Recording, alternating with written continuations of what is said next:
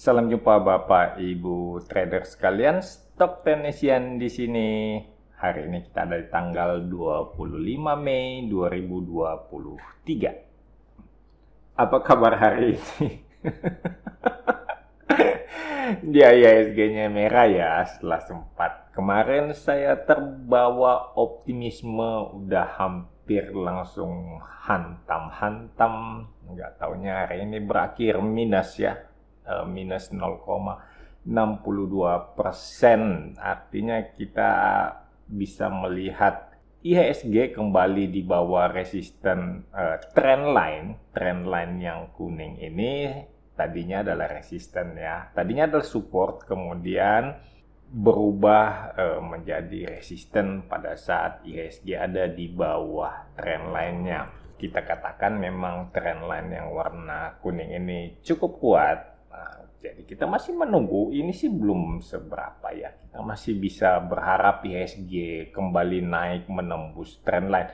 Ini masih dianggap sideways lah, ini masih di sekitar resisten yang mungkin butuh sedikit tenaga tambahan untuk menembus resisten gitu. Seperti itu kira-kira, apapun yang kita analisa, begitu pasar buka, pasar menyatakan yang sebaliknya, ya kita jangan ngeyel gitu. Kita langsung ikut aja, menyesuaikan dengan pasar.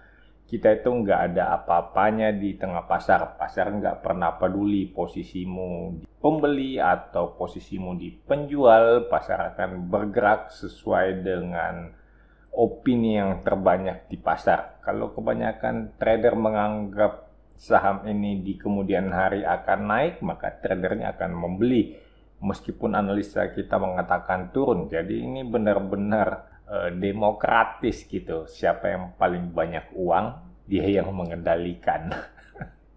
Bukan demokratis ya, kapitalis. Kalau demokratis itu banyak orang, one man one vote gitu. Jadi satu orang satu suara. Kalau banyak yang mengatakan saham akan naik, sahamnya mestinya akan didorong oleh pembeli, tapi ini kan enggak. Meskipun cuma sedikit yang mengatakan saham ini akan naik, tapi kalau duitnya banyak, dia bisa membeli semuanya, mendorong harga naik. Itu yang biasa disebut dengan market maker. Teman-teman sekalian, kalau kita lihat IHSG udah di bawah, udah kembali ke bawah resisten seperti ini, kita akan mengatakan support area kotak hijau di 6.670-an itu akan menjadi tujuan pergerakan IHSG. Kita nggak tahu dalam berapa hari, mungkin besok hari Jumat itu udah kena, atau malah mungkin besok Jumat mantul untuk membuktikan kekuatan IHSG. Kita nggak pernah tahu. Analisa saya udah mengatakan udahlah, ini kalau seperti ini masih sideways, daripada kita ragu-ragu masuk terjebak atau kita masuk dengan hati-hati sekalipun IHSG tetap bisa merah, saham yang kita beli juga ikutan merah. Makanya kalau lagi seperti ini mending menepi, melihat-lihat dulu, maintain saham-saham yang udah ada gitu kan. Macam kita lihat IHSG sekarang lagi naik turun tepuguh, sementara BBRI kayaknya masih bikin all time high terus. Daripada teman-teman setengah mati nyari-nyari saham yang mau naik, masih ada banyak faktor yang beresiko gitu kan, mending memang milih yang udah uptrend, resikonya menjadi lebih kecil. Ya, walaupun koreksi-koreksi sedikit, no problem lah, bisa dimaafkan. Kawan-kawan yang baru ketemu channel Stok Tenesian, selamat datang, selamat bergabung. Channel Stok Tenesian adalah channel yang selalu membahas mengenai analisa teknikal di Bursa Efek Indonesia. Jadi kalau teman-teman seorang trader dan senang menggunakan pendekatan teknikal, jangan ragu-ragu, langsung saja subscribe. Kita punya banyak pembahasan saham di masa depan, karena kita akan selalu muter-muter di saham-saham yang itu-itu aja. 600 saham, anggap aja kalau kita bahas tiap hari 3, berarti kita butuh sekitar ya 200 hari untuk membahas semua saham. Tapi kan nggak seperti itu ya. Kadang-kadang teman-teman ada yang request atau juga ada saham-saham yang downtrend, itu kan nggak akan kita bahas. Sebisa mungkin kita hindari gitu. Ya sebisa-bisanya kita cari-cari saham yang uptrend supaya kita bisa cuan sama-sama di pasar saham. Mari kita lihat saham SMRA. Oke, ini salah satu saham favorit Summarecon, punya nama besar di bidang properti dan hari Senin naik. Bukan hari Senin naik. Itu kan iklannya ya. Tapi kalau di saham nggak bisa dikatakan hari Senin naik gitu. Meskipun hari ini dia hijau pekat plus 2,29%. Beli sekarang karena hari Senin akan naik. Enggak seperti itu. Teman-teman bisa melihat ini support ada di sekitar warna kuning di sekitar 630-an. Ya supportnya ini ya, jadi kita lihat dari yang area high seperti ini, kemudian ini akan mungkin sedang diuji untuk melakukan kekuatan atau uji kekuatan support, apakah memang cukup banyak pembeli yang menahan pergerakan SMRA supaya jangan turun. Tapi teman-teman bisa lihat selama dia bertahan di support, volume cenderung mengecil. Ya, jadi teman-teman bisa lihat di support sini ini cenderung mengecil. Volume rata-rata ada di bawah MA20 ya. Jadi ya teman-teman bisa mengatakan ya ini uji supportnya nggak terlalu serius gitu. Ini uji supportnya cuma ngetes doang. Mungkin teman-teman masih bisa dapat harga di support lagi. Resistannya itu ada di sekitar 720-an. Teman-teman bisa targetkan untuk pergerakan SMRA. Meskipun ini saham kelihatannya bergerak pelan-pelan, tapi biasanya yang pelan-pelan seperti itu memiliki banyak fans, banyak penggemar, banyak pembeli yang memang membelinya secara reguler, teratur, beli, dan yaitu mendorong harga naik perlahan-lahan, bukan yang tipikal dihantam gede-gedean terus besok dibanting lagi. Sepertinya tipe SMRA itu yang memang kalau ada tren naik ya dia naik pelan-pelan dengan sekian persen tiap hari, tapi reguler naiknya kan lebih enak kasih cuan.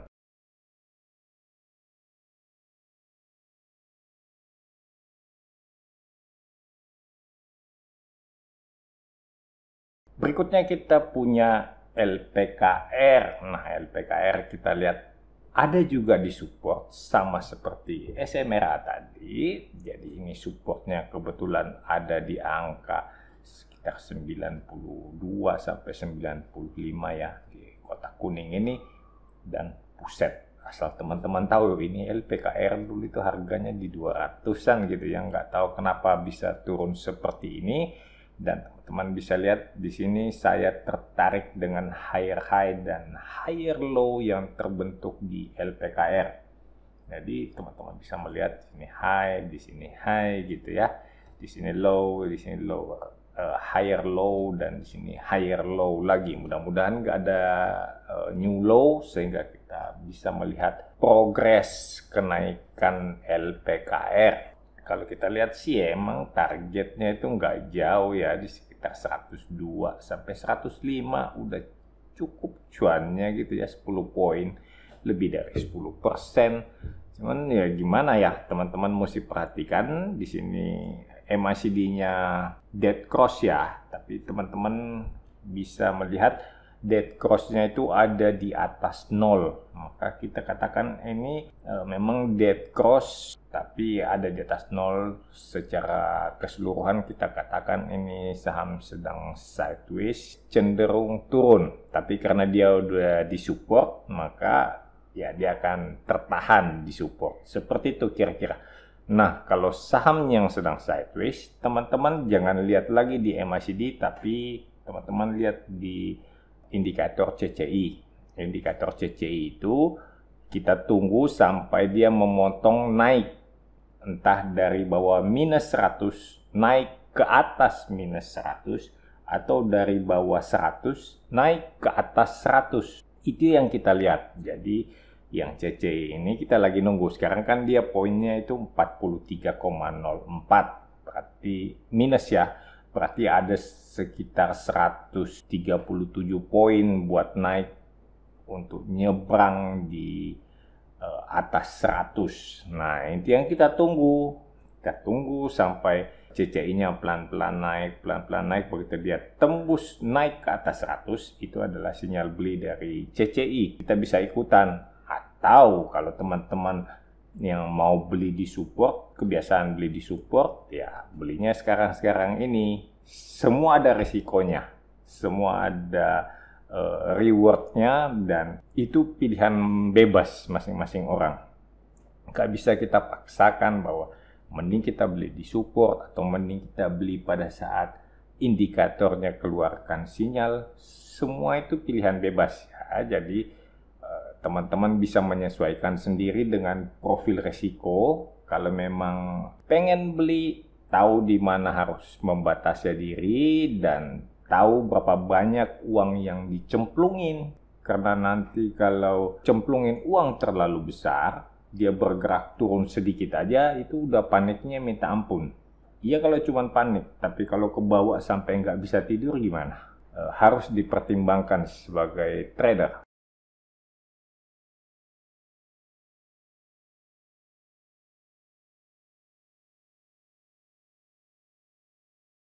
Kita lihat saham ASA.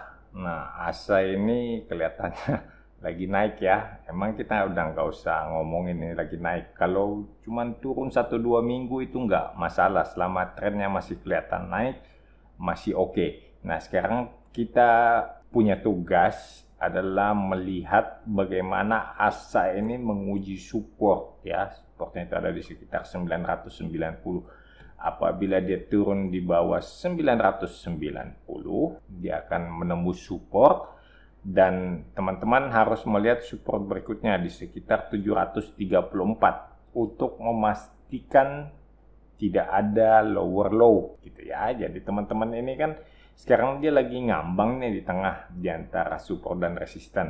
Mungkin kita akan katakan tidak bijak untuk membeli ASA pada saat-saat ini. Jadi kita tunggu dia di support. Cuman supportnya yang mana? Kalau kita nunggu di area support kotak hijau di sekitar 990, ternyata dia jebol, kita cut loss. Nah, tugas kita pada saat dia jebolin support adalah tunggu di support selanjutnya di sekitar 720.